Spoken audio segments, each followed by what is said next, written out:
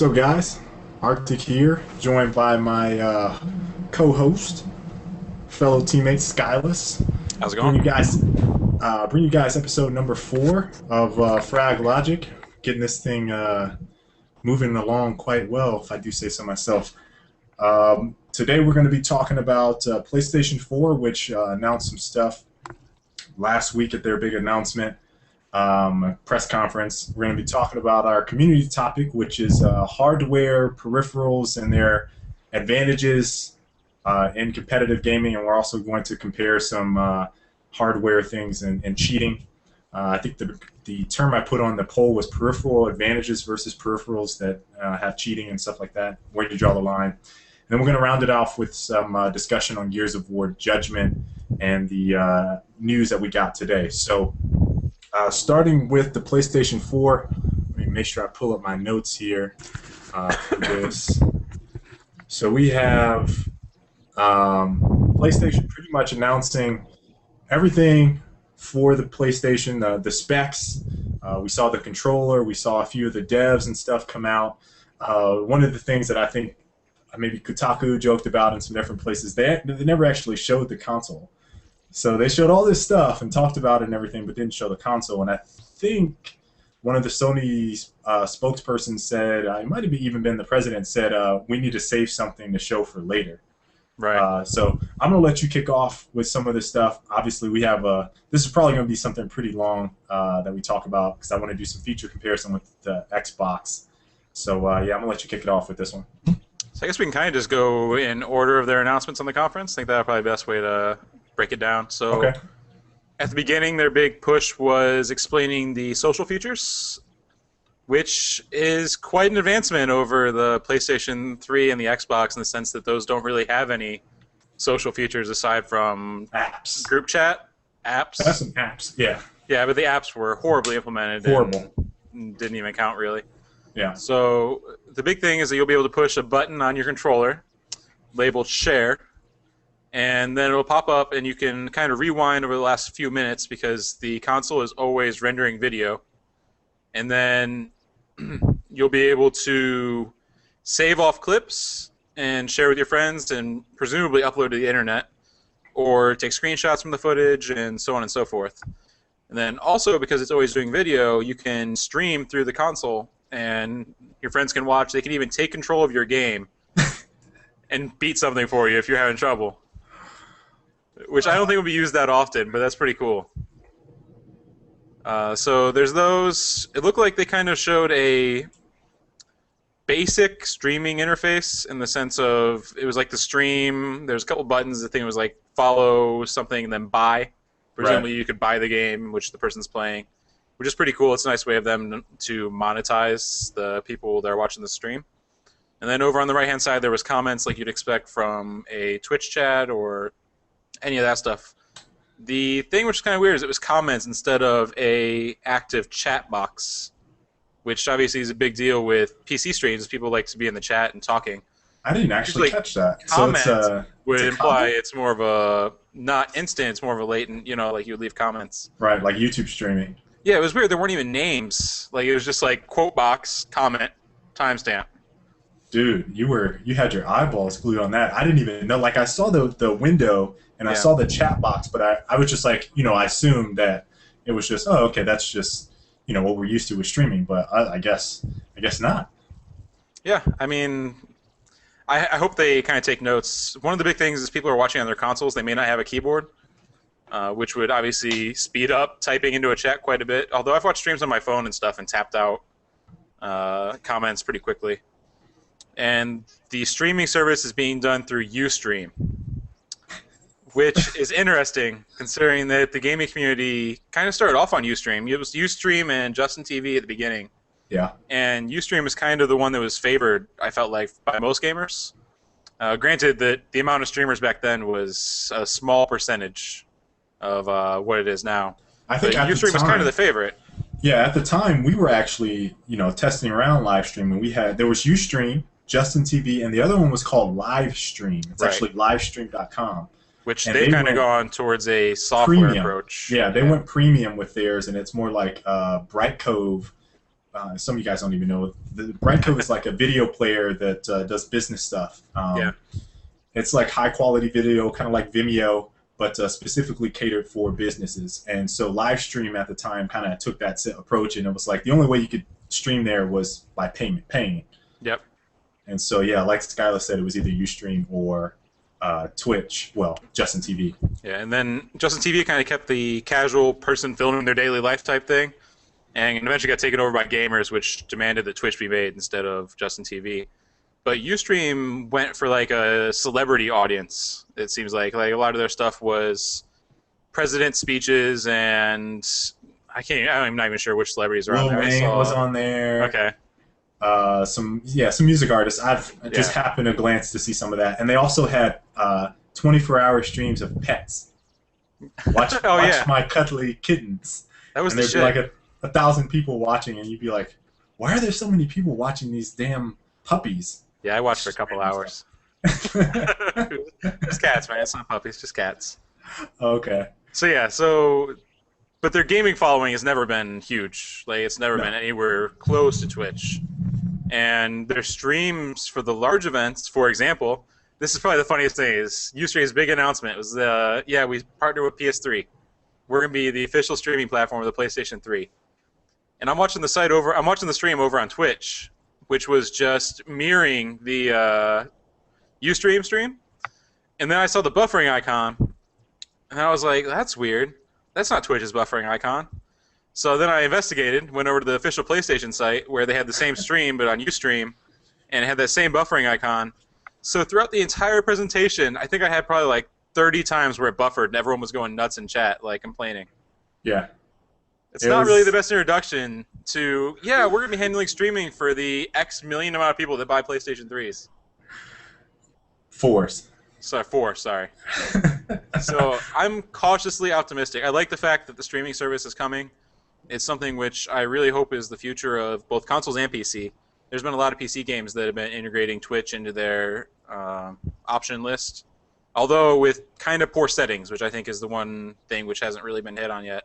For example, PlanetSide, their high setting is like 940 by 550 or some ridiculous resolution that doesn't fit anything else. Doesn't fit anything? Yeah, that's weird. Yeah, like it's made just for a non-full screen Twitch window. So in the end, I hope we get good settings. I'm not expecting good settings on the PlayStation. I'd be really surprised if it was like the way to stream, but it's nice that people will have kind of a entry point into the streaming game instead of having to drop $600, $700 for a legit HD streaming setup. So, I mean, for PC plus any capture card, yeah. It's definitely hefty. So yeah, that'll definitely, that's an interesting thing. That what will happen to the basically the economy of the capture card, ecosystem. That whole thing might just go away, or at least they have to kind of figure out how they're going to, monetize on capture cards that aren't being used. Offer something better. Yeah, you have like Blackmagic. You have what is that the actual name of that company? Blackmagic? Yeah, Blackmagic Design. You have AverMedia. You have Roxio, and there's a couple other odd ones out.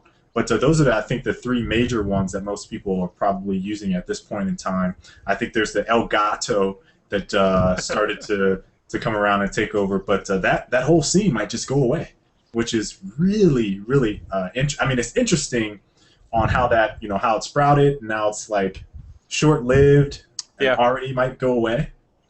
I'm really hoping the Xbox has something similar, because it'd be really cool.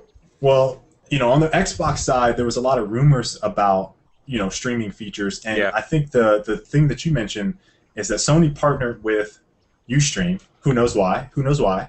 And then, I think immediately a lot of people that were like, why didn't they partner with Twitch? That just makes sense. So, I'm thinking that Microsoft either is already partnering with Twitch, it's just not announced, or maybe like Twitch and YouTube are battling over who's going to get streaming capabilities, because if, go with me here, if Microsoft has some type of uploading feature that captures your gameplay, I see it going to YouTube versus, whatever I imagine the share button for Sony is also going to YouTube. If they're not, that's just absolutely stupid. Yeah. And then, if Microsoft is in cahoots with YouTube, YouTube might say, hey, let's throw that Google money down, and why don't you guys be the premier streaming software or service for our YouTube streaming, which they're trying to get afloat. Now, YouTube streaming is terrible. It is terrible.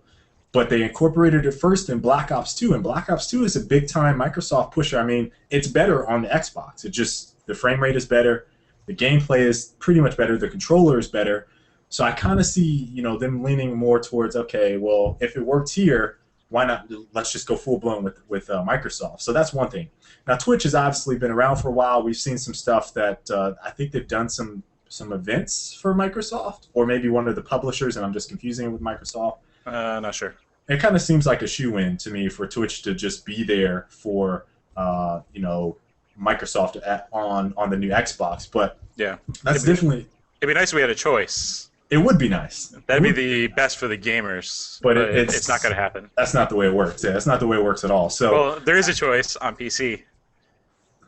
Oh, you had to go there? Yep, I went there. So, I mean, what is interesting about that whole thing is that regardless, I think that, this is going to be better for us because there are those times when I'm not recording, I'm not streaming, not doing anything, I'm just playing, and I have that wow moment. It's like, oh, I will never get that back. No one will ever see that. And so this is going to be really fantastic, I think, for a lot of the people that have that barrier to enter, that $600 wall that you talked about. If it records for like 4 minutes, you're just going to be like dropping out of a game real quick, like, oh shit, I gotta go get that clip real quick before it goes off my hard drive. That might be bad. That might be a bad side effect of you get an awesome clip and then people are like, oh shit, I gotta quit the game. Sorry guys, I gotta upload this right away. That would be terrible. Yeah. That would be terrible. That's cool. Let me pull up these notes because I have so much stuff from this that I want to talk about. And I think along the same vein, we can go right into the preloading of games on your hard drive. Okay, so, yeah, that kind of goes into with the bandwidth. All right. So the way it's set up is you'll be able to actually. They say that they'll be able to recognize what you're going to buy, and preload it onto your hard drive so that when you buy it, it's already on there, ready to play. That sounds like some government type shit right there. Yeah, I mean, here's the thing: is like there's two factors here. There's hard drive space and bandwidth. There are reasons why you wouldn't do this. Right. Because the game is going to be sitting there taking, 15, 20 gigabytes on your hard drive next gen, probably, for a full game. Obviously, arcade games is a bit different. 15? I mean, it's like 10 to 12 for just Xbox DVDs right now. Okay. I'll give you that. 15, 20? So, yeah, I'd say about 15 to 20. I mean, it depends on how it's compressed and everything. But, yeah. So, that could potentially be taking up hard drive space. If they only do one, I don't see it being a huge issue, but it could still be annoying to people who don't know what's going on. But the big one is bandwidth. Right.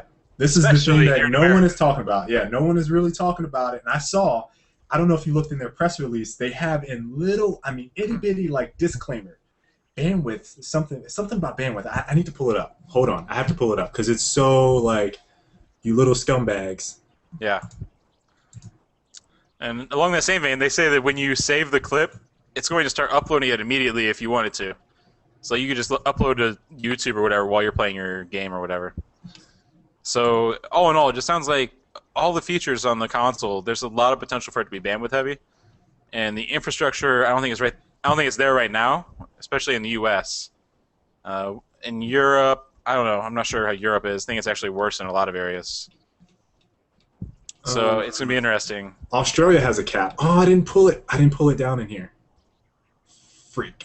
I just took the quote from press release and then I broke it down. No! And I have the specs. Yeah, you got data caps in Canada and Australia and a lot of places.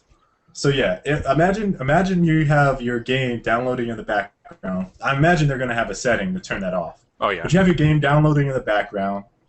You're in Australia, you're in Canada somewhere. Come home, like, man, I can't wait to play online tonight. You get on, you pop it up, you're like, why can't I? You're hitting the button, why can't I get online? You get the call from your service provider. I'm sorry, your bandwidth has been met. You got to pay us I don't know, some exorbitant amount of money in order to get 1 gig more. Or parents getting the bill. Or parents getting the bill. That'd be even worse. Yeah. And that's one of the things that I think, like I said, and this goes with streaming, bandwidth is something that people don't talk about a lot with streaming. A lot of people don't know the bandwidth requirements that you need in order to even get your foot in the door. And in the US, Canada, all over the world, bandwidth sucks. Unless you're in like Japan, I think like some Taiwan, China, some places over there where it's like ridiculously fast. Everywhere else is shitty. And I think there's a couple places over in Europe that is pretty fast as well. I actually think there's a country, might be either Poland or somewhere over there. I read this a while ago that they specifically put into their government to have like some ridiculous internet speeds, and ours has been slacking for ever. On Decade, top of that, yeah. Decade, maybe last 10 years. I mean, you have Verizon Fios on the East Coast, West Coast, scattered around in some areas in the Midwest. You have AT&T Uverse, which has the max, I think, is 3 megs up. You have Time Warner and Comcast, who just came out with like some turbo options, I'd say in the last 2-3 years, where they offered like 50 or 100 megs up, 50 or 100 megs down to try to counter Verizon. But that's still limited. It's only in major cities. On top a lot of of them that, have caps on top of that. Or on top of that, they have caps. Or they're on copper, not fiber, which is like, I don't know how many people understand the difference between copper and fiber, but it is really, really big difference. I mean, copper lines, I think that's what the foundation was laid as. I mean, if you're in an older city, you probably have copper lines. I think Austin has fiber, so the internet here is substantially better than Time Warner back up north in Indiana. It was really shitty there, really, really bad. So, I mean, there's so many factors that come into this, and one of the things that I kind of joked about with you was, you know, I mean, imagine you get home, you want to download a game and you're playing, and they talked about this instantaneously download as you play, and you sit there and you I don't know, Watch Dogs is one of the games I think they showed. You start your Watch Dogs game, and you're like, okay, I'm gonna start it up. You go to the marketplace, you hit the download button, and you see the loading screen. You fire it up, and then you get a couple seconds in, and then it's buffering, and you're like, oh fuck. You get finish buffering, walk a couple more feet, it starts buffering again. That's what I see happening for the vast majority of the people in the U.S., and I don't think they really thought about that. So it's probably loaded onto your hard drive, though. I think that they won't actually stream the gameplay unless I'm misunderstanding. That's exactly what I understand that, and that's how most, I think, PC games do it. But that is not how they worded it. They said as soon as you sit down, you start downloading it, you can be able to play. That's what he said. The way I think it is, I think it's actually downloaded onto your console already. So, I don't know. I could be wrong, but that was the impression I got, was that they just automatically download what they think you're going to buy, and then you just click the button, and then bam, you're playing. The future. That's terrible. That's a terrible future. I do not want to live in that future. That's First off, I want unlimited bandwidth. Don't you cap me. I want fast-ass Google internet speeds, 100 megs down. No, what are they doing? 1 gig? What is that? What's the city they chose? I think it was Kansas City, right? Yeah. Kansas City's going to have Google Fiber, whatever it is, Google Internet. One of them. One ridiculous speed. I want that. I want that for all over the U.S. Figures Google will be fucking doing it. All right, so the other thing that I want to talk about is this remote play. All right, someone in chat says 1 gig. Is that what it is? For sure? 1 gig. God damn. That'd be lovely. So, remote play. What are your thoughts on it? Because I want to hear what you have to say first, because I think it's... I'm not even going to say anything. It'll be nice. I'll be watching your stream. I'll be seeing that you're struggling during that match. Then I'll pop in and get you get your kill death up above 2, and then leave the match and be like, all right, it's in your hands now. What if I start failing again? Well, then I just unfollow you on Ustream. Okay, so The future.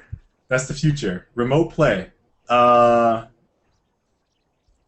mean, okay. Here's my maybe I'm just old school. Maybe I'm just one of those dudes that just can't stand. I can't even stomach this. This sounds so atrocious to me that I can't believe that this is even a feature. Like, are you a gamer? Are you gonna sit there and tell me that you're gonna want someone to play for you and beat a boss? Are you fucking serious? Are you fucking serious right now?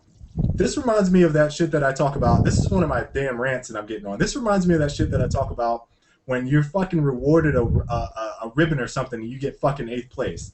Get the fuck out of here. What is this? What is this? Right? Like, seriously? Like, it kind of pisses me off. Like, I didn't have, like, my mom didn't help me beat a game. Like, she beat Mario. She didn't ask me for my help. I didn't ask her for her help.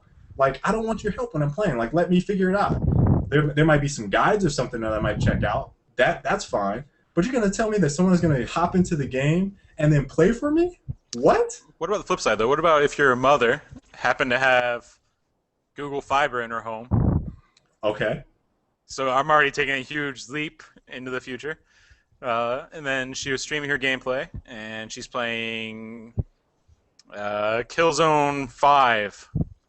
And she gets to a point where she's like, I just can't do this. I need my son. Because this game is really fun. I need my son or daughter to help me out. Yeah, so she's Is that where you're going with this? Hey, Kale, watch my stream for a bit. Can you tell me if there's anything I'm doing wrong? I'm like, oh yeah, you just aren't shooting fast enough. Here, let me get past it for you real quick. No, there's a difference between someone in stream, because I've had this happen. Darksiders 2, perfect example. I'm sitting there playing this, and I had no idea where I was going on this one particular area. And someone in stream is like, "Hey, Arctic, go here." They didn't say, "Hey, Arctic, give me your controller. Let me finish this for you." That's the equivalent of a guide. Like I said, I have no problem with, like, okay, you need pointed in the right direction. Don't drop me. Don't fly by, drop me into the game and let me finish your game or complete a boss or give me items to help me. But if she was going to have to refer to a guide, I'm sure she would rather have her son hop in and help her. I completely agree. I think that's where they're going with it, is couples and parents and maybe little kids. Couples, parents, although I really and little kids. I don't like the idea of hopping into a little kid's game real quick and showing them how it's done.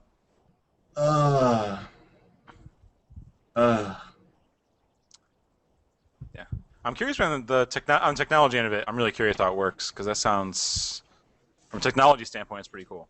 It sounds. Don't get me wrong. Technology-wise, that sounds phenomenal. From a gamer standpoint, I can't stomach that. It's unnecessary. It's like, there's a ton of guides. I wouldn't even mind the way Spike does it, or some other games. There's in-game guides and tutorials that will help you if you need to progress. They don't say, here, let such and such play for you. That's ridiculous. It is absolutely ridiculous.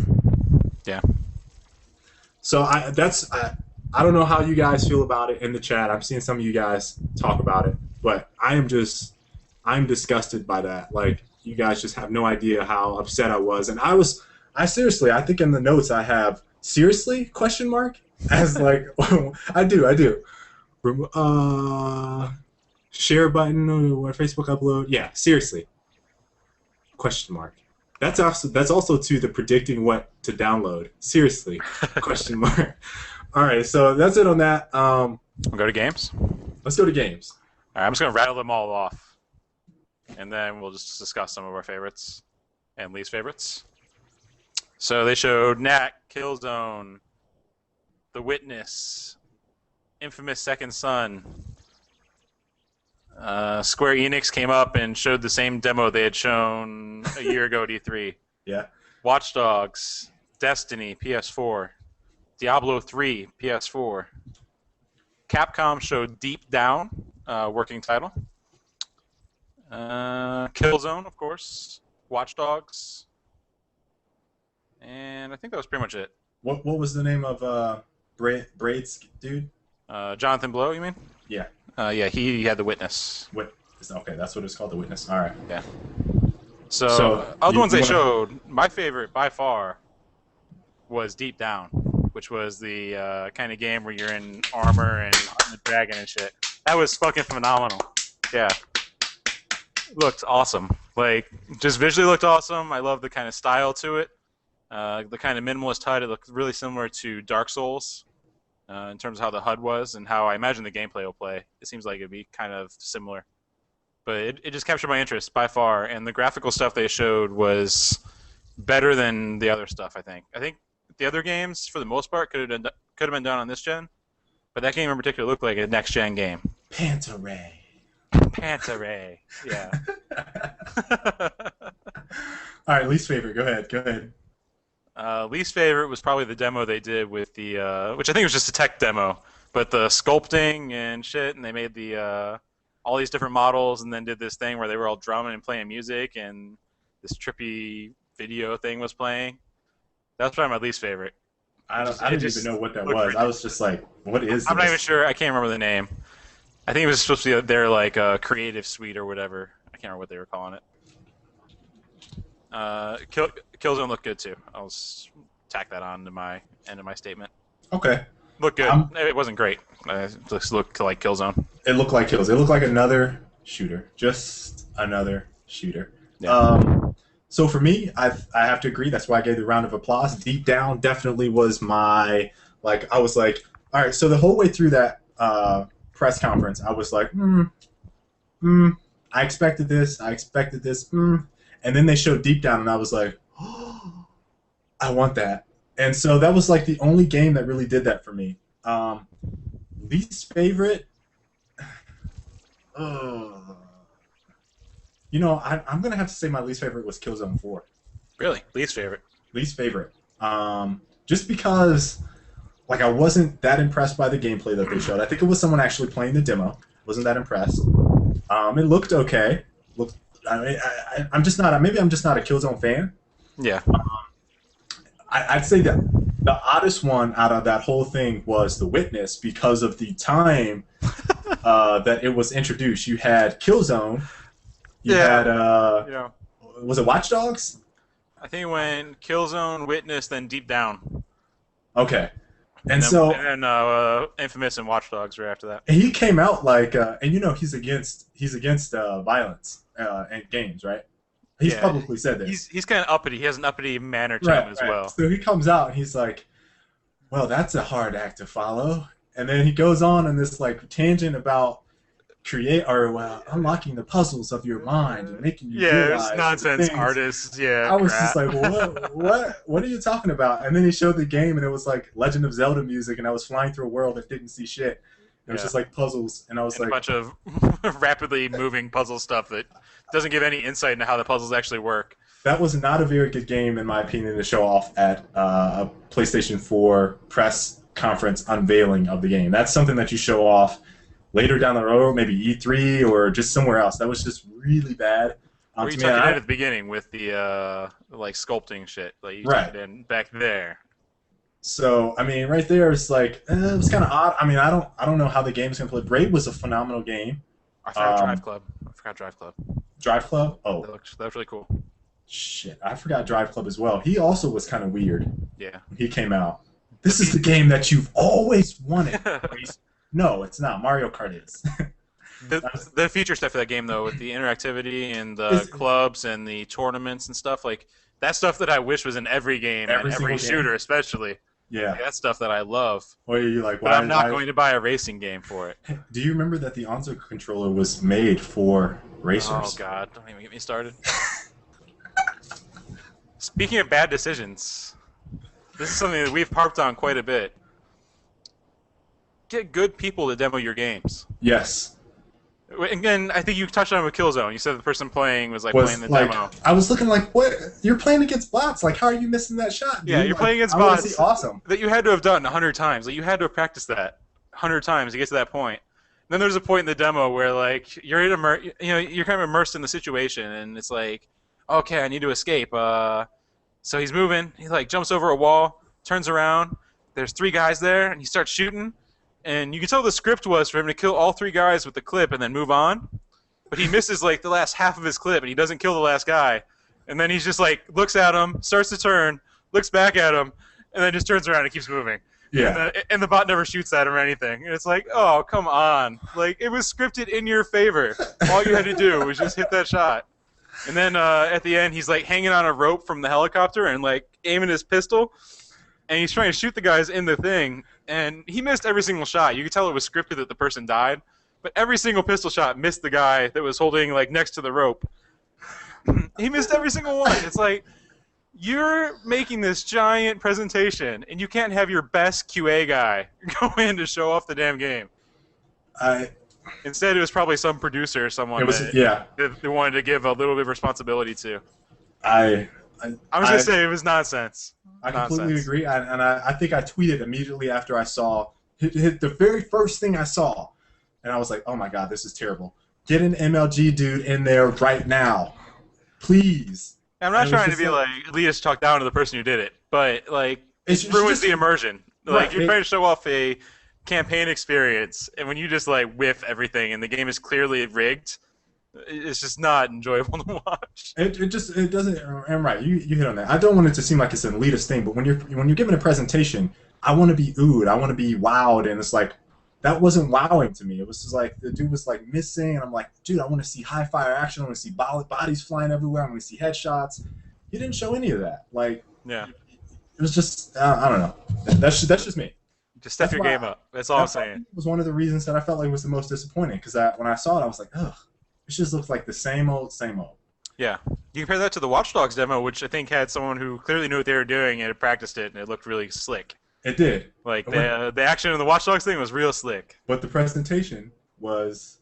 Yeah, the presentation was bad. He said something about government watching you and. Yeah. What's funny is that it was back-to-back games with that theme. With that theme, Infamous, and then that, and I was just like, what? Yeah. So I mean, that whole press conference up until Deep Down was like, eh, and then after Deep Down, I was just like, okay, I'm into this. Next gen, yes. Yeah. Now let me see. We're rounding out. We're almost halfway through. A couple things that I think we just need to rattle off here real quick. Spec-wise, I only want to talk about the architecture. x86. For those that don't know, that's basically PC architecture that you're going to have in the PlayStation 4. I think we can assume that it's also going to be in the Xbox, new Xbox. Probably. And what I'm hoping for is with this is a more lenient and better crossover for multi-platform games. Cut down on development time, development costs. Just being able to take your architecture and say, hey, all right, this works on this. Let's port it over to. I mean, obviously, it's not that easy, but let's port it over to PC. Let's port it over to PlayStation and get this ball rolling. I think that's a really good plus, really because PlayStation is notorious for having, especially with PlayStation 3, horrible developing like software. Like their whole architecture is really bad. They actually acknowledged that during the thing. And they acknowledge that. They're basically like, yeah, we fucked up. Yeah. And so, I mean, if you go around developers, you talk to them, they're like, yeah, we don't really like developing for the PlayStation. So hopefully with this change, we'll see a lot more people like devs anyway, like, yeah, this is pretty sweet. This helps us out a lot. The other thing I want to touch on really quickly before we hit this community topic is the price. Now, what do you think about the price point for this? They didn't say anything about price. Well, then I can't really think anything about it, can I? Which I guess is the goal. No. They don't want you talking about the price point. They don't want you talking about price point, but let's go with the PlayStation 3 price point. I think it needs to be 400 or less. And what if they do? Ideally with another model at 300, but I don't think it's going to happen. So what is PlayStation right now? $299, I think, and $199 for some of them. I think that's right. I'm not sure it changes so much that Xbox is pretty much the identical, $299, $199. So here's what I think. I don't think that it's. I would hope that they learned from last time, because what did they have? $599 was the high end model, and $499 was the lesser model, and $399 was the low end. And I think Xbox launched with $399, $299. I think that's for right. theirs. So Xbox obviously got the sales, and Wii was off and doing their own little thing with their cheap ass $250. Yep. So I can only hope. I agree with you that they put this at around $400 for the opening. I think they should still go with a tiered pricing system. So $399, $299, and maybe they have like one high-end one that like throws in a bunch of games, a really big hard drive, maybe at a higher price. But they really need to have some really solid and affordable prices on this launch.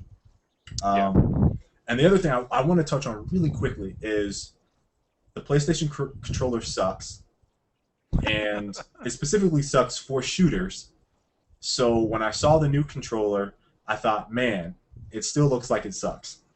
It's basically the same thing, just a little bit wider. And it has that big, huge share thing at the top. Yeah. So That's the only other thing I want to hit on that. We might probably talk about this some more later down the road. Probably E3. E3, yeah, undoubtedly. And maybe we'll talk about it some more when we hear Xbox's news, which is supposed to be in April, I believe. I think they're having a conference then. That sounds right. Huh. Let's see here. Now I want to hit the community topic. Let me go ahead and change this. It will be over, like I said, the peripherals and cheating, hardware advantages versus cheating. All right, so this has been something that I think has been discussed for a very long time in the gaming scene. Hardware advantages and do they affect competitive play, I think is where it really matters. With the most recent, I think, flood of new. Your mic is kind of. You gotta. Sorry. Should be better. Okay. But with the consoles, you have the Sabertooth, the Onza, MLG Mad Catz controller. You have the Scuffs, and even before that, you had a lot of little small-time guys saying, "Okay, we need to get rid of slow. We want to decorate your controller. Bling it out. We want to change around your buttons. We want to change the trigger a little bit." And then before that, you had things like rapid fire mods. Mad Catz was still producing controllers, although they were shitty. They had like the neon glow stuff, really poorly made at the time. And then you had like things like, I think Mad Catz also did this. It was like the codes. What were they called? What were those things called? Shark codes? Game Shark. That's what it was. I actually think it was independent before they bought it. Okay. All right. So Game Shark was, I don't think what did they unlock everything in certain games? Yeah, it was like a little box that you could put onto. I never used it. But it was a box that you put on your memory card, and then it would alter the files. Okay. Which you would download from the internet and then plug in.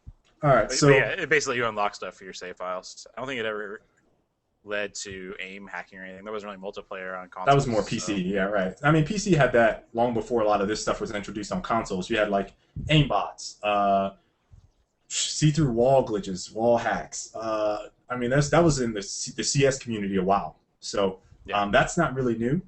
But there's a difference between, I think, what we're talking about with hardware advantages and then hardware that cheats. I think the prime example for a lot of people is rapid fire. And I kind of thought about how I was going to present this argument in terms of altering the state of the game. And it's hard for me to determine whether or not rapid fire really alters the state of the game. Because I can simplify it further. I think that if a controller or a application does something for you, there's a difference between that and making it easier for you to do something. Right. For example, rapid fire controllers pull the trigger 12 times faster than you normally could because it's automatically doing the trigger pulls. Aim hacks aim for you. Right. Moving a button is different, and having a button which you push which executes a combo is different. Right. I would say that if it executes a combo, that would be considered cheating to me. Agreed. And if it pulls the trigger real fast, yeah, which I don't think anyone, unless it's a feature in the game, I don't think that's ever allowed there. Doing something like BXB or double shot, triple shot in Halo 2 with a push of a button would be cheating, clearly. Rapid fire controller, clearly cheating. Aim hacks, clearly cheating. But moving buttons around the controller isn't cheating to me, which is an argument that I've heard quite a bit. It is. And it's presented a lot of different ways. And I think a lot of this spawned from an MLG's initial ban of the Onza, which had a lot of backstory. They were developing this controller together. Something happened. Relationship split. MLG salty. Razer salty. MLG bans the controller for a little while before it even came out. They banned the controller. Said it's not going to be legal. And then they kind of went back on that and said, well, it's not going to be legal until we test it. And then a little bit further down the road, they said, okay, it's legal. But the damage was already done. I think everyone in the competitive community, because I still to this day get questions about this, and MLG never publicly stated, you had to look in the forum specifically for like KC or one of the mods to say, no, it's legal. They didn't publicly state that the controller was ever legal. So everyone that saw that initial uproar from Kotaku and everyone else that basically followed suit with that Kotaku article was like, oh well, if you use the Anza, it's banned. No, they didn't check any further into it. It was like, okay, it must be banned. Now, what the Anza does is exactly what Colin says. It remaps the buttons. Scuff does it as well. So those two are there. They remap the buttons.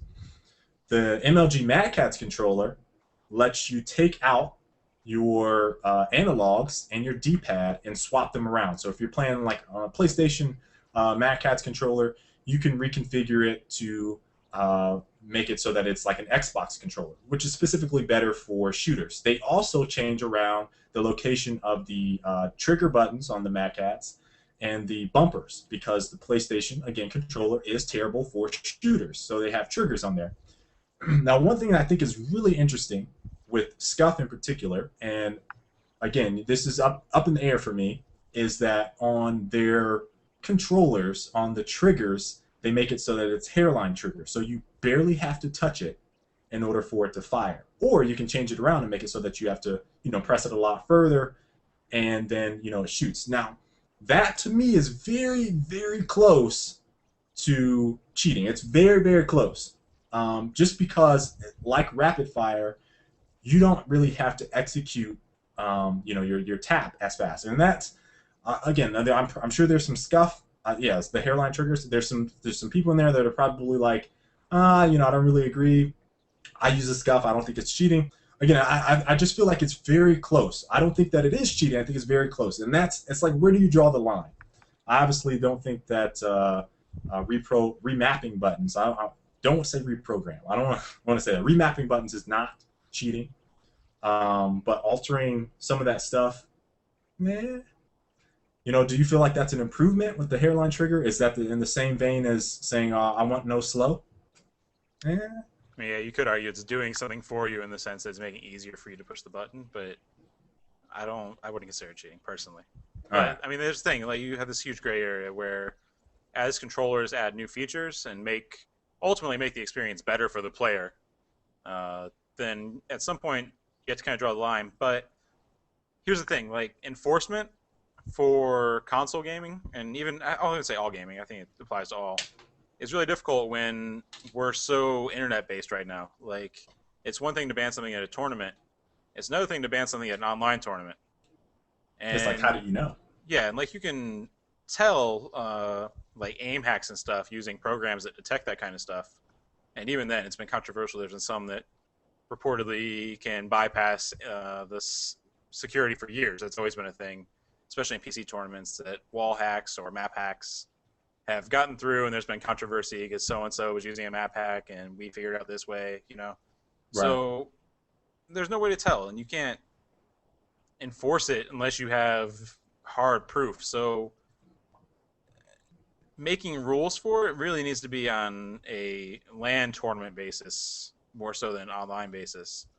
And it's one thing to ban rapid-fire controllers, which you might be able to detect, but as you saw, we had the issue in Gears all the time, where it was like, pistol. Even if you suspected someone was using it, like, proving it was impossible. Right. I mean, and then you had people on LAN like Bobby Rice, who gets up and destroys his Xbox because he can hit the controller so fast on the trigger.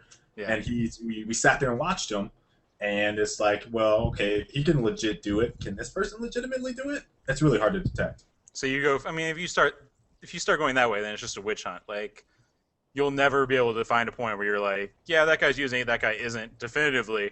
You'll just be like, yeah, everyone's modding, that's the reason I'm losing. Like, it's a slippery slope. So really the only thing that you can even consider is enforcing this for tournaments in a LAN environment, professional environment. Right. And once you get to that point, then I feel like it's not an issue anymore with what people are using, unless it's doing something that automates the process. And as far as which stuff is legal, which isn't, it has to be determined by the leagues. And we're pretty far off from having a universal rule set across all leagues. I guess in consoles it hasn't been as bad because MLG has always been king. But on Right. PC end, like, there's different rule sets for almost every tournament Right, and for it's most games. for a peripheral standpoint. I mean, man, PC has so many customization things that you can do with a keyboard, your mouse, buttons on the side to make it so that you don't have to, click certain buttons on your keyboard on the mouse. I mean, it's like crazy different amounts of, remapping things.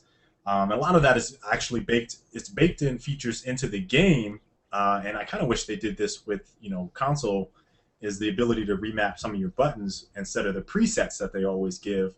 Because I feel like that would kind of alleviate some of the issues that we have that are, kind of questioning whether or not something should be legal or not. But I 100% agree with you. Like, at this point in time, the only people that can really legalize any type of peripheral are the league organizers, tournament organizers, which is Major League Gaming at this point.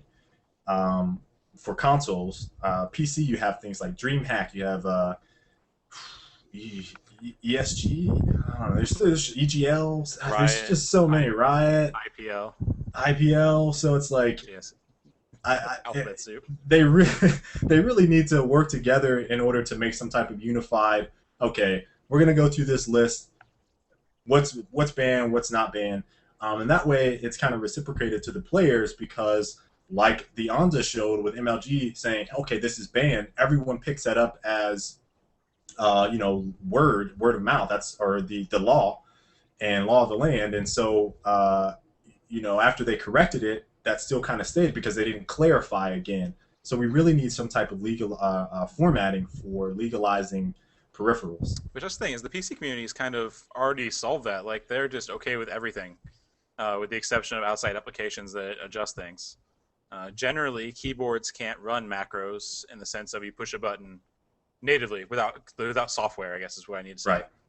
Right. You push a button and it executes a bunch of actions. That's not usually something that happens unless you have software running in the background that does that.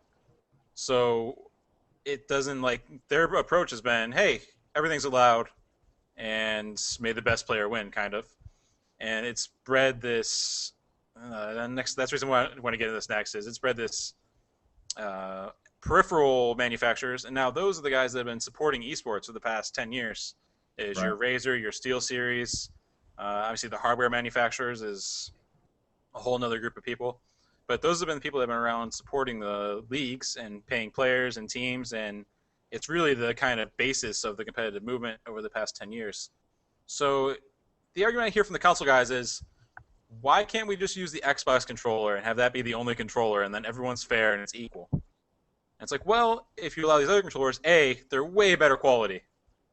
Way better quality. Yeah. The default controller for Xbox is the biggest piece of shit.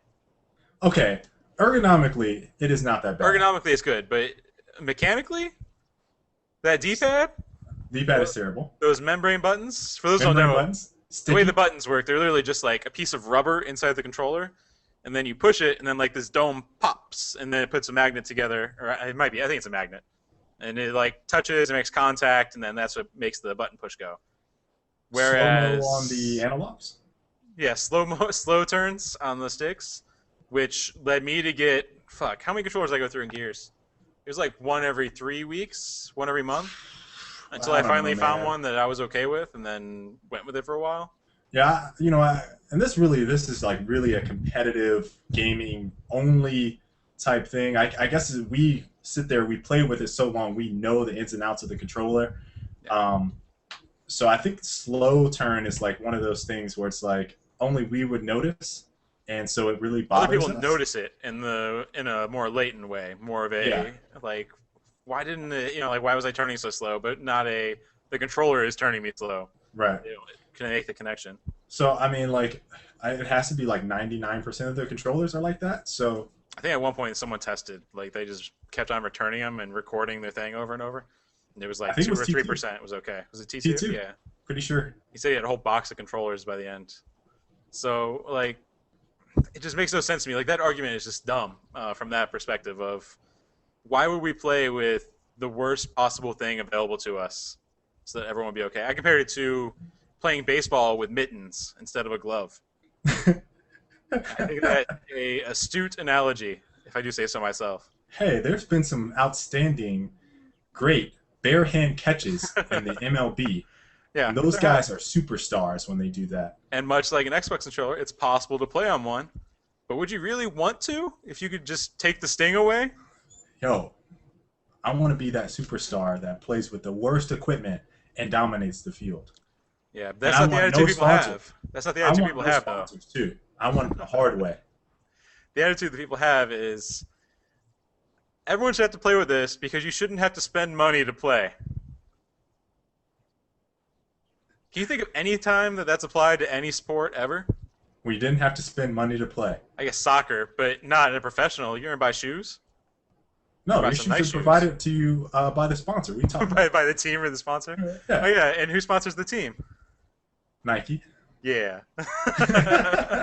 Adidas, Yeah, exactly. Reebok. We can go on and on, guys. Yeah. Puma. So what you end up having, like, you have to allow that kind of stuff, and then, for example, what the NFL does, they just put restrictions on what that means, or what golf does, they put restrictions on what that means. So in golf, you can only have a club be 48 inches in length, and the head can only be so many cubic centimeters. Like, that's how they determine that, and then the peripheral manufacturers make their stuff based off those restrictions. And then there's always going to be peripheral manufacturers who make stuff past those restrictions aimed at a different audience, but you still have that core manufacturer base. And it just doesn't make sense, like, to not get the best equipment possible, especially when your barrier of entry is a $50 controller or a $100 controller. Like, it costs, what was it, like 500 to 700 per event to attend and, like, get flight, hotel, pay your I did entry it back fee. in 2010. I did that. It's like around 500, right? 500. Yeah. So you're gonna go to a tournament and then not spend the $100 for a nice controller Yeah. for the hobby that you're jumping 30, 40 hours a week into in order to practice to play competitively? might as well. I just just see don't get no that argument. Yeah, I see no very sound, I think, argument against having third-party peripherals on consoles. Just especially if you're in the competitive gaming scene. I mean, you're losing out on potential sponsors. I mean, we pretty much hit that pretty hard. There's a couple other points I want to make. We might have to revisit this topic again. We're probably going to go a little bit over today because we wanted to hit on Gears of War Judgment, which is what I'm going to lead us into right now. That Judgment news. While you're changing that, for those who don't know, they announced today that there will be free DLC containing Execution with Down But Not Out rules and 2 new maps for free coming April 1st, April 3rd. April 2nd or 3rd, one of the two. Really early in April. Yeah, so what would you have thought if they said it was April 1st? I personally would have been like, man, Pete, why you got to troll us like that, Pete? Because he loves to do things like that. That'd be a pretty Pete thing to do. That would be pretty messed up, considering how pissed off people were. So, Execution making its way back. I am happy. I am happy that Execution is on its way back because one of the things that we hit on, I think in our first episode was, and before this even spawned, before we came up with Frag Logic, where this kind of got its basis from was our multiplayer live discussions. We talked about what no execution meant for the competitive community and having to rely on probably only domination because a lot of them don't like TDM. I think majority of players would say that TDM does not work in any capacity. Maybe Halo kind of. I mean, Halo I thought it was still kind of boring. Halo's alright. Quake, I didn't like it on Quake either. It was always okay. I mean, there's enough things to control on the map that made it worth it. Yeah, I mean, it doesn't really work, in my opinion, in a competitive environment. So you had domination, probably some free-for-all stuff popping up. Overrun, to our knowledge, doesn't have spectator mode. They haven't publicly said that. They haven't even talked about spectator mode. It's pure speculation at this point right now. And then, our bread and butter Execution was gone. So I think for the competitive community, having this announcement is just thumbs up. Not just hardcore guys. Hardcore, I'd say, I hate to use the word hardcore, but the Gears 1 guys, vets, Execution. The old school vets. There we go. The hardcore veterans. Old school bets. We're getting rid of the word hardcore. We're not going to say hardcore anymore on the show. Hardcore gamers. I hate that term. I'm just going to say it like that every single time. Hardcore. And Sounds casual. like porn. Casual. Yeah, Porn. let's do that. So. Hardcore. Both terms are idiotic. I hate them. Yeah. Anyways. Yeah, so veterans will definitely all be happy about execution. But here's the thing. Even if this comes back, and I'm happy it's back. Don't get me wrong, guys. I am happy it's back because this means, if we want to play competitively, we can do so. Yeah, same. It's going to have no one playing. Yes. TDM kills games. I said this on Twitter. I 100% believe this. TDM, this is why TF2 does not have Team Deathmatch. It kills shooters in particular. I don't even. Does CS have Team Deathmatch now? If they do, CS:GO does it? I don't think so. Okay, I hope they don't. I can't remember. It's definitely not the No, I think they just have a arena style, or it's a like high money version of the regular as their casual. And the reason I say this is because I know a lot of you guys might be TDM fans. The reason I say this is because I feel like Team Deathmatch for the longest time has bred a specific type of player that transitions from game after game after game, and it's typically the guys that are super artificial and are superficial about their KD, sometimes winning the game, but more so about their KD. Typically might or might not be concerned about the well-being of their team more so than their self. And this has consistently happened, and correct me if I'm wrong, I think most of you guys would agree that you guys have those guys that just care about their KD, and then they will shit talk you, you and your teammates, while you're in game, like you suck, you're bad, I'm carrying the team, I'm doing this and doing that.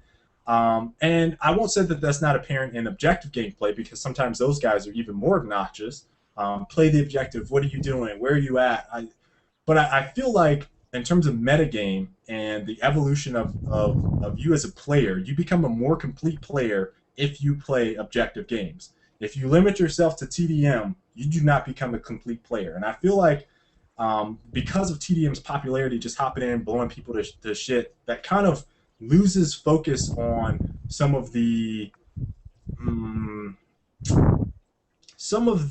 I think, positive qualities that a game might have that you wouldn't otherwise notice if you limit yourself to TDM.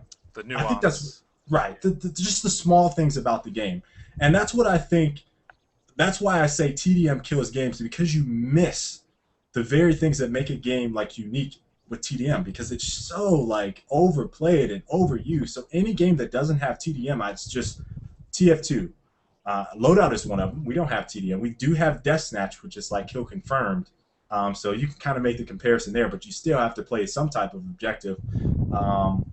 And Counter-Strike for the longest time had objective gameplay, and I felt like it added this just level of depth that you didn't see with TDM. It's just this mindless gameplay that you see. So that's why that's why I'm anti-TDM. I play it a lot because I just run through the motions and I'm working on my shot. But in terms of maybe this is why I don't feel like it works at a competitive level. It's just the metagame isn't there. I'm just running around killing people. I don't know. It's just bland and boring to me. It's played out. It doesn't create memorable experiences, hardly ever. The only time that a TDM game gets exciting is if it's 49-48 with, coming down to the wire, and then it gets tense. Right. But there's never, And someone said TDM only belongs in arena shooters. I 100% agree. The Unreal, the Quake, the Tribes. I feel like TDM works there. But everything else is kind of eh. I think the important formula is that it has to have long kill times and then stuff to control on the map. Right. And Gears kind of has that. Shotgun. There's a lot of weapons that kill in one hit. One hit. Yeah, I mean, it kind of has that. And it's third person is the other major issue.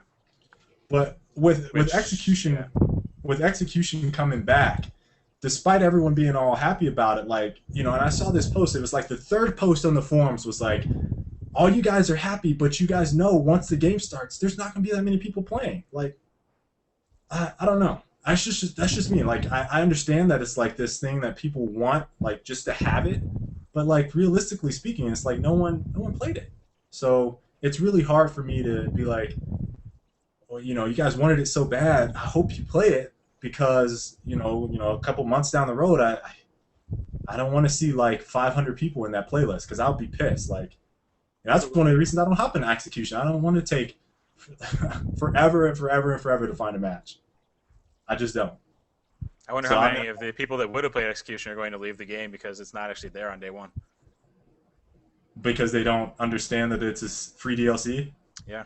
And they heard from someone on YouTube that Execution is coming back, but they didn't give the details and they didn't link it in the description, so they're misinformed. Is that where you're going with that? Yeah. Yeah, I think think please me explain. I'm not sure why it's not on the disc. It just doesn't. It's an already existing mode from another game from the previous games. I can't like. And this is a very scrapped down version of Gears of War. It's basically Gears 3 with new content. So it doesn't really make sense to me. Yeah. Obviously, they were moved down but not out, but they apparently didn't because they got it anyway. So, I mean, really, it was just a matter of adding executions if they didn't have them for the new stuff. Here's just the thing: executions are still in campaign, I believe. I've seen they were already there. So they're already there. So it's just a matter of them putting it into a specific game type. I don't get it. Big question. Which makes me wonder: was this supposed to be paid DLC? I don't know. That was where I was going. Big question. Was this supposed to be paid DLC? And if so, were they like, okay, let's evaluate this situation. This is paid DLC. We've already created this outrageous uproar based off of the announcements that we've made, the consecutive bad news after bad news after bad news. And then we're like, okay, we're going to make this free. And they kind of sought out a sponsor. Maxim said, hey, we love guys. Guys probably play Gears of War. Well, I don't know why they chose Maxim. I think the last one was Discovery Channel or something like that. Specifically, I mean the maps, because the maps game types historically have been free. Free, right. So I don't know. I think that'll be one major question that we'll probably never get answered. We just speculate on it for a while. It probably doesn't even matter, but it's like... It does matter. It seems questionable to me. Oh, okay. Here's why it matters. And we're going to get into this with the Season Pass. The Season Pass is 1,600 Microsoft points. The Season Pass for Gears of War 3 was 4,000 Microsoft points.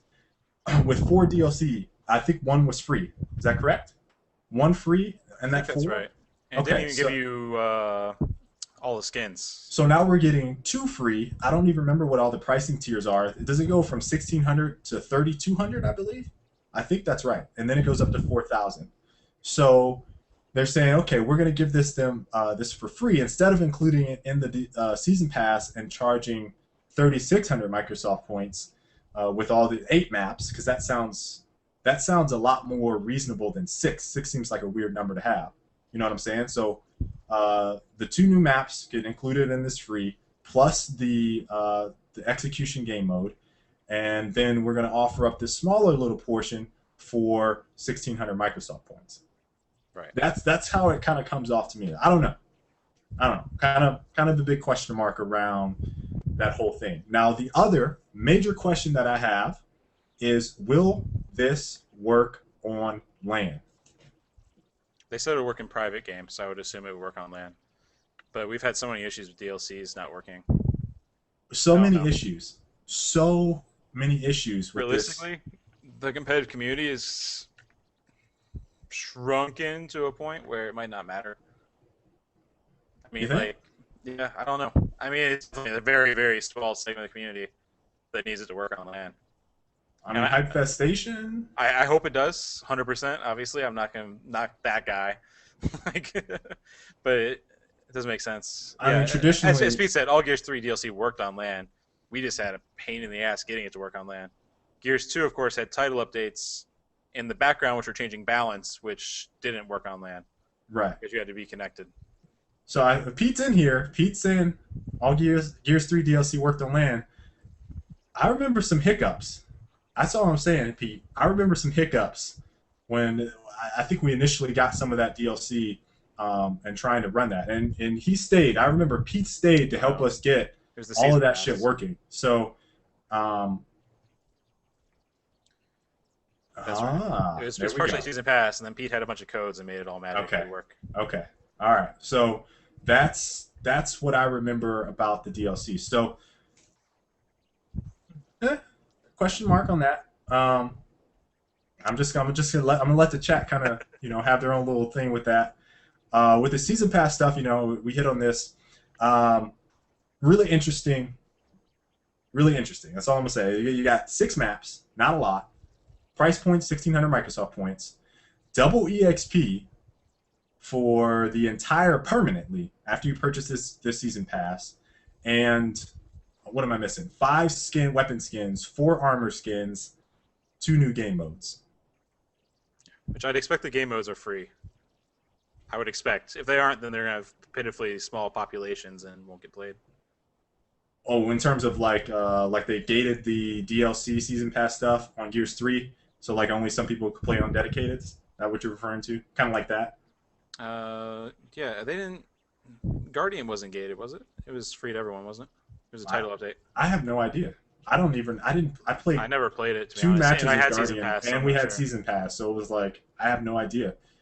So I needed to check that from a box that didn't have it, Yeah. and I didn't do so. It is weird that they are advertising the game modes with the season pass, though. If that were the case, as if it was like a bonus incentive, when Yeah. really everyone's already getting it. So I think one of the really interesting things, and I'm going to get on the game modes in a second here, is that double EXP permanent. That's a free to play thing. That's always been a free to play thing. So the fact that they're including it in this is kind of interesting to me. Either it's Microsoft saying, "Hey, this is some architecture that we're trying to work on with the 720, and we want to see if people really like it, and that's an incentive for them to get into it. Let's buy this double EXP." Or is it just Epic saying, "Hey, we've seen some other devs do it. Why not throw that in?" I'll go on record saying that if Gears of War was free to play, I think it'd be highly successful. It would be. Just saying. If But- you had like skins and character skins and Call of Duty would also be highly successful if it was free to play. I think almost less so. I mean, it'd be highly successful, but Oh, okay, it doesn't have okay. as many opportunities. I to get what you're monetize. saying because we talked about the third-person view and Yeah. being able to look at your character. Oh, Yeah, so- we talked about it last week. Did you Yeah. watch the show? Yeah, my bad. My bad. I get what you're going with that. I get what you're going. Yeah, I mean, there's a lot of different things that they can monetize, and it'd be really cool. And they get a huge community, and people would love execution again. Again, and Epic Games would turn into Riot. Yes, that means we get tournaments all day, $1 million tournaments. Pete, you're in chat. Make the free-to-play thing work. Talk to Jim. Talk to Rack. Talk to Flack. Talk to Mark. Isn't there? Mark Rain isn't there anymore, is he? Talk to whoever. No, he's on the council. Mark's there. Talk to Mark. Talk to Mark. Talk to Caps. I think Caps is the one on the board now. Talk to all of them. Make that happen, Pete. Pete, make it happen, dude. Free to play. Gears of War. All right. On your point, the 2 modes, I agree, definitely need to be new. They do need to be new. 100%. 100%. Especially when execution is one of the modes they're giving free already. So it's like, okay, execution, cool. And like, all right, that's... I don't want Guardian. Again, I kind of expected execution from the get-go. Please don't give me Guardian. Please don't give me Annex. Pete, please don't. Please don't give me those and say that they're new game types. That's not new. Oh, Pete is trolling us. COD has a bomb game mode. Would be Gears of Duty. Can't you make another analogy? Can't you say Counter of Duty? Counter Gears. The Gears of Strike? Yeah, like that sounds better. It's got a That sounds better than because let's go with the originator here, not the imitator. Go with the originator. Can we be Gears of Strike? Gears of Countering? Something. Yeah, like, I think that it'd be interesting because they're kind of segmenting the community between Overrun and the actual core competitive modes. So I'd be curious if they try and throw something out like Horde as one of the modes, since as far as I know, there's no Horde mode. Survival has been. We have no idea what survival is. Yeah, I have no idea. That's been confirmed. We're supposed to be talking about it this week, I think. I But- remember reading something. I have no idea what survival is. That sounds like Horde to me, but I don't know. As far as other stuff, like there's no mode that would come back, which I'd be super excited about. Like Domination covers the Annex and King of the Hill itch. Right. So Free for don't all do is that. better than Wingman, in my opinion. Exactly. Yeah, I can't think of. What do you got? All I got is a bomb game mode. I have oddball. I can just throw out a bunch of Halo stuff and be like, here, Capture the flag. capture the flag. But it better not be fucking Meat carrying flag. a meat flag. Oh God, that was so terrible. They said such funny things though. That was that what's his name? Oh, I can't remember now. Jace? Wasn't that Jace that you were carrying? No, it was You were carrying Jace in the chat doesn't bother me. on submission. On submission, weren't you carrying Jace? I'm looking right now. I'm already ahead of you. No, I want the Wasn't it chat all to answer this. No, Wasn't it all stranded? Yeah, it was Franklin, Chap, and Hanley. damn it. Franklin was the hilarious one. I think it's racist. How am I racist? Yeah. Chaps went hard, man.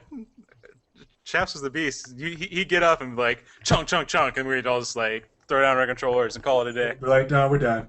No more submission. I seriously, I think we played that the first month and then stopped. Maybe not even that. 2 weeks. Yeah, we tried it. We really did. We really gave it a go. Like we It was tried painfully to play bad that. in painfully bad matchmaking because people would just sit with the flag and then kill you over and over. So That, or you'd have a mode like security where you had to take it all the way across the map, and then you had to when you dropped it, you had to take it all the way to the other side of the map. other side of the map. Oh God, it was so Horrendous. So yeah, like I'd like a bomb game type and maybe a respawn mode with bomb, like a sabotage to use another Gears of War or another Call of Duty game type, or neutral bomb from Halo. There we go. Neutral bomb. From I don't Halo. want 2 bombs. I only want 1 bomb. Me too? I want Counter-Strike bomb. Yeah, I mean that's what I want to. That makes sense for Gears of War. That'd be Give me nice. that, please, please. If it's terrible, everyone can blame me. If it's terrible, and the other guy that wrote up the post on it. Other game modes, like I have no idea what it could possibly be. But that is definitely one of the. I'll say this: they can bring back Guardian or Wingman as long as there's a bomb mode first. No, I'm okay with that. no, you can't have one new and one not I'm new. willing to. I'm willing It to says negotiate. 2 new. It says 2 new. Willing to negotiate. Are you want to compromise? You cop out? Yep. I will compromise with Pete Nub. I will serve the Gears delegation at the meetings, and we'll all be good to go. You're a cop out, dude. Hey, if that's what it takes. 2 new game modes means 2 new game modes. Willing to negotiate, Pete. No. Kickstarter for a car? we gonna start it for Pete now? Yeah. Quinn's gone. We can start the Kickstarter for Pete. He already has a nice car, He though. has Fuck. a nice car. I've driven in Pete's car. It is very nice, and we went very fast. So I don't know. Pete might Kickstarter to start something else for Pete. Yeah. Pete, tell us all your fantasies in the chat. We'll see if we can kickstart some of them. I'm not even sure we want to go there. All right. So the other thing I want to touch on is the 6 new maps. I think it's going to be split 3-3. At least I'm hoping that it's split 3-3. That they have 3 overrun maps and 3 maps that work with the traditional multiplayer. Otherwise, I think that the overrun scene is going to be like very short-lived, I think, with content, unless they have some other plans. They didn't actually talk about character rotation or introducing new characters in that DLC, which I think would be a very good thing to do for Overrun. I hope they include it because I feel like that would be, especially on the Locust side, introducing, a couple new characters and being able to choose from those. Okay, I want this character. You're working with your team. Okay, I have the Rager. I have the Grenadier. I have Cantus. I have the Mauler. Somebody has a Brumac, a baby Brumac, whatever. I would really like to see some new characters floating around in Overrun in terms of content. I do not want this to be another Beast thing or a Horde thing for Gears 3, where it was like we got very minimalistic content for that, and most of the content was focused around multiplayer.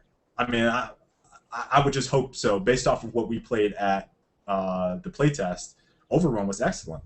Yeah. So I think they'll expand on it. I'd be surprised if they didn't expand on it. I put it that way. It seems like this game is really about Overrun, its coming out party, I guess. And I imagine it's something they'll continue support for future Gears. So it's kind of building a foundation. So here's a really funny thing, a conversation I had with someone on YouTube. I think it was maybe Demise, I think was his name. He's a longtime subscriber. And he said that, or it might not have been him, but anyway, the person said that Overrun sucked. It was trash. And so I'm not going to give out the full guys, whatever, the game leaked. We can't really talk about the leaked stuff, at least I don't want to. But he said he played it, and he said Overrun sucked. And I'm thinking, all right, Overrun is a game mode where you need to play with other people. So I'm sitting there like, how many people did you play with? I asked him outright. And he said 2. Split screen. Can you imagine playing Overrun with 2 people split screen? That sounds fucking awful. How do you do that? I have no idea. I don't know. Got his buddy to play. But for anyone out there, if you play Overrun with one person on the other team, it will be shitty. You will have, I guess, I'm assuming, I don't even know if do bots fill in for the other characters? Well, how does it even work? I think they said there's bots, actually. How do you have bots in Overrun? I think it's just locust bots, though. I can't remember what they said. They said it was real weird. It wasn't like legit bots. All right. So I mean, regardless, if you see anyone's comments on YouTube about leak stuff, please take it with a grain of salt, especially when it comes to game types like Overrun, because they're playing with like I don't know how many people they're playing with. Maybe they did a LAN party, so they got 4, which is still not a complete game, or they played with 2 and split screen. Either way, that person's experience on Overrun in particular is going to be trash. Just flat out. Like, it's not a game you need to play with one person. So no, and even if there's bots, that's not what it's made for. That's not what it's made for. So that's all I'm going to talk about with the league stuff. I had a lot of people ask me about that. Wait till the game comes out, or wait till March 15th when Skyllus and I are playing some Overrun, and then we'll talk about that more in depth. But I mean, that pretty much wraps up the show. We've gone 15 minutes over. I think we can take a couple questions here before we end it. Sure. Any questions, chat? Any questions? Did you guys get Pete's fantasies? Hold on. Let's see what Pete's fantasies are. Yeah, seriously, we need some Pete fantasies. Pete, what are your fantasies? Yeah, yeah, yeah.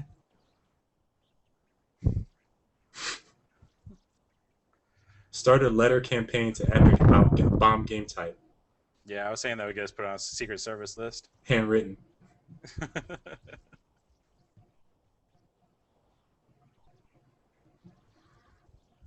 I'd assume loadout system will also be an execution. I'd be very surprised if it wasn't. Do you even smite, bro? Every day. Someone said, "What's a fake bot?" Technically, I consider most of the Gears bots in the past fake, based off how they move around, and it's very unnatural. Dude, and the Unreal bots were so sweet. Yeah, the Unreal bots are good. They were fucking monsters.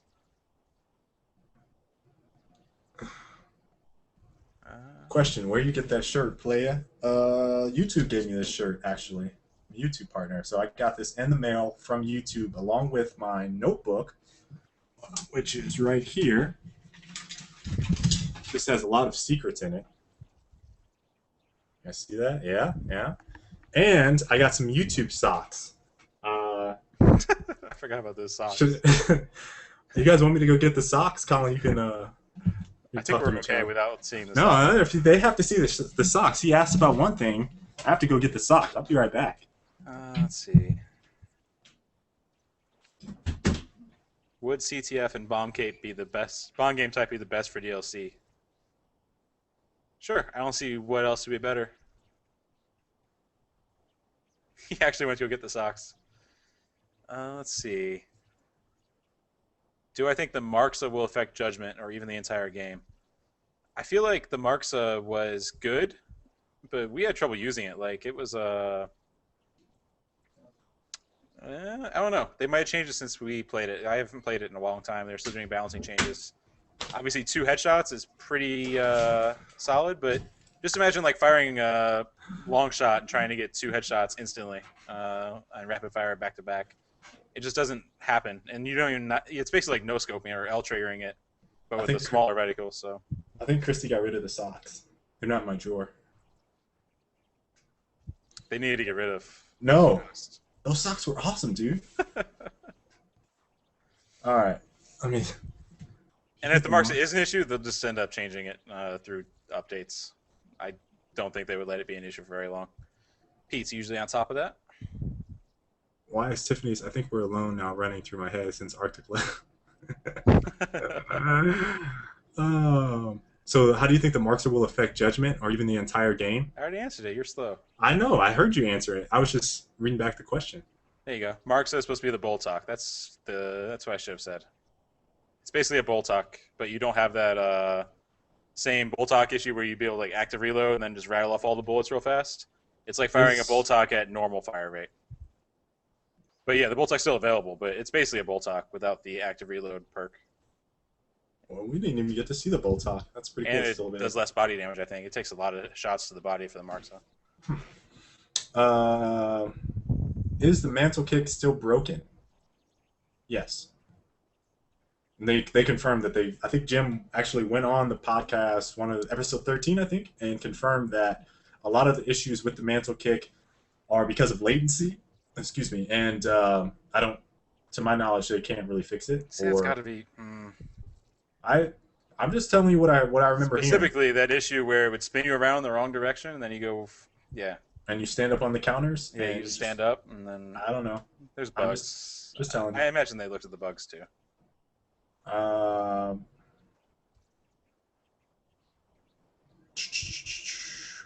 10v10.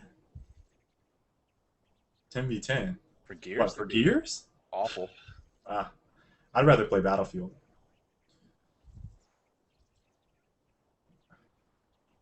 You did not call Mr. Brown Jim. He is mine. Could you imagine 10 Lancers team firing? No. That would be... Or Hammer Burst? Oh, God.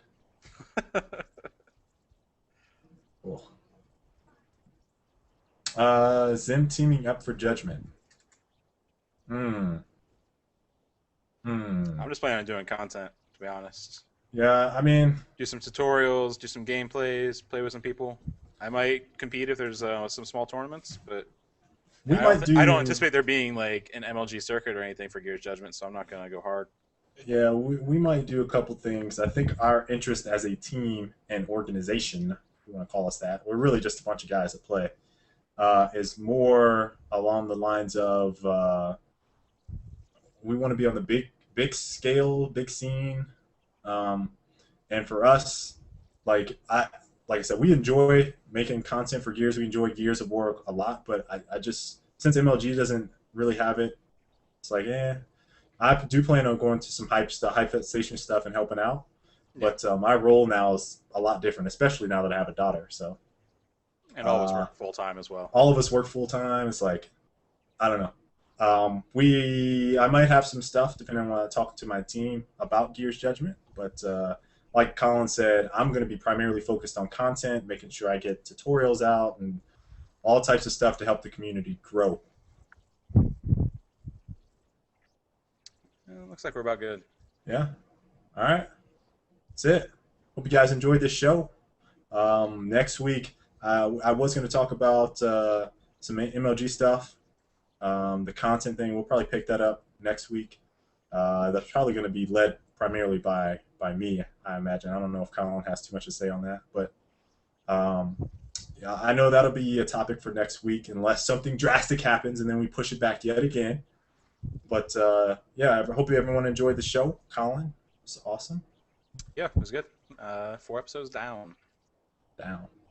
But yeah, guys, we'll see you guys later. And I'll find my socks. I'm going to find those socks. I'm going to figure out what Christy did. They're gone forever. No.